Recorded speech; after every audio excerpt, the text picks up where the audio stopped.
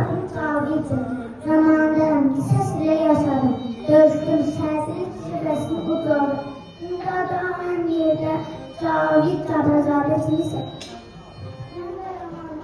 Üç sonraki sahibi məktəbdə oxumuşam. Cavidlə eyni məktəbdə. Arzum odur ki, maşinist olub Şuşaya yol çəkilsin və ilk qatarı ora mən sürüm. Amma mən şəhid oldum.